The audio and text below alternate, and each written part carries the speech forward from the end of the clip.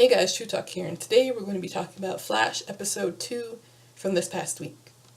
The first thing that I want to talk about is the couples therapy scenes where we see Iris and Barry going to couples therapy because they were at odds at the beginning of the episode. He kind of did not listen to her when she was telling him to do certain things or certain things in which endangered someone in the episode. He went down a road that was having construction that he didn't know about because he wasn't here the past 6 months and didn't realize. So they go to couples therapy. I've seen a lot of people complain about these scenes, especially the part where Iris kind of blows up and we find out that like the root reason that she's upset with him is that he left. Yes, the people arguing say that he had to go, so she shouldn't be mad at him for that. But to me, I see it as, yes, she obviously knows that he had to leave or else the Speed Force would have continued wreaking havoc on Central City.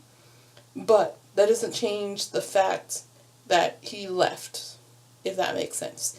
Imagine having a loved one gone for 6 months, just randomly, out of nowhere, no preparation, nothing.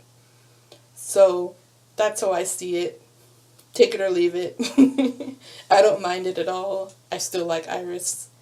The second thing that I'd like to talk about this episode is we get to see Barry and Joe and Cisco as a consultant or weird technology consultant actually work a case, which I think is great. I loved seeing the cases that Barry and everything did in the past seasons. And I hope that we see more of this season. More of working at the Central City Police Department and solving cases. We also... The next thing that I want to talk about is the villain for the episode, which is Kilgore. He is a meta-human that can control technology. In this episode, we see him take control of Elevator to kill one of his past associates that took his technology and made money. We also see him take control of another associate's car and try to kill him that way, but Barry saves the associate in that case. The third associate that we see him attack had an insulin pump, and that's what he used to basically attack her, which I thought was very clever because in that scene there wasn't any technology around her, and I was like, how are they going to do this? Because I know he's going to try to attack her, but she's not in a car, she's not in an elevator or anything like that. So I thought that was really clever to have him basically overdose her on insulin because she was a diabetic. So I can appreciate that scene and how they did that. So then this leads into the other thing that I want to talk about in this episode is Barry's suit. At the beginning of the episode, we see that Cisco has upgraded Barry's suit with all kinds of technology, and basically it's a high-tech suit, which I've seen lots of people say, and kind of is reminiscent of Iron Man and or Spider-Man's suit from Spider-Man Homecoming. I could see the comparisons, but yeah. So we see Kilgore basically take over Barry's suit at one point in the episode, and we see some of the functions that Cisco has implemented. We see a deadlock program where the suit is locked and no one can take the suit off of Barry if he were to, I guess, pass out, so that his identity isn't revealed if someone were to find him and take off his mask. We also see that the suit blows up and becomes basically a flotation device, which could make sense if Barry were to ever, I guess, fall or pass out near water or in water. And the third thing that we see that I can remember or point out is we see that the suit has a self-destruct mode, which does not make sense, although Cisco's reasoning is that we've seen an evil Barry before, so maybe it makes sense, but it doesn't really make sense to me. The other ones make more sense to me than the self-destruct mode, which Kilgore uses to his advantage.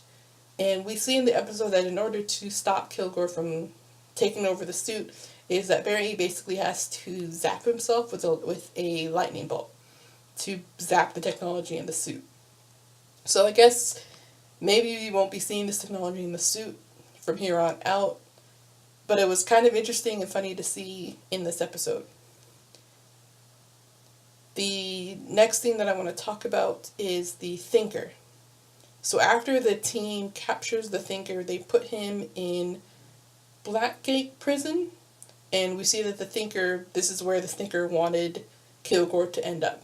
And we also see that there are total of 12, I guess,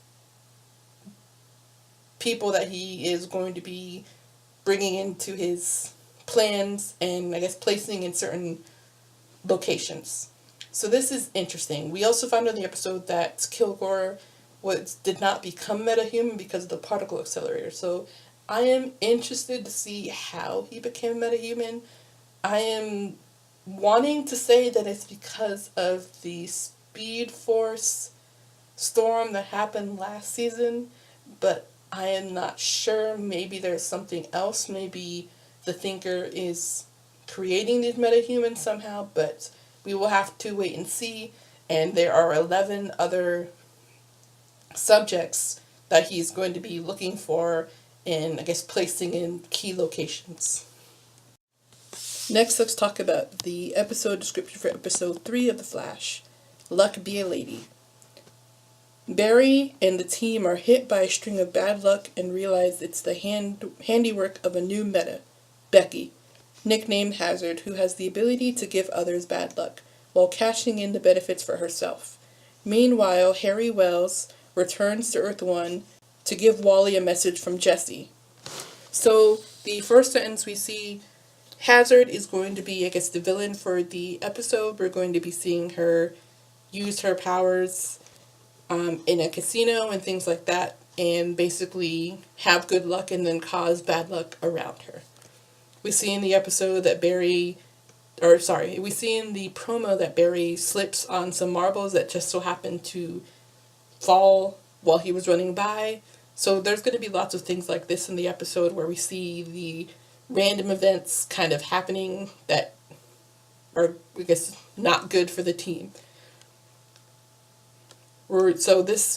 I'm wondering if this villain is going to be in association with the Thinker, because we saw in episode 2 that he has 11, I guess, metahumans that he's looking for and I guess trying to place in certain areas. So this will be interesting to see. We're also interesting to see how she got her powers. The second part of this is Harry is back. We're going to be seeing him talk with Wally to give Wally a message from Jesse. It's interesting to see.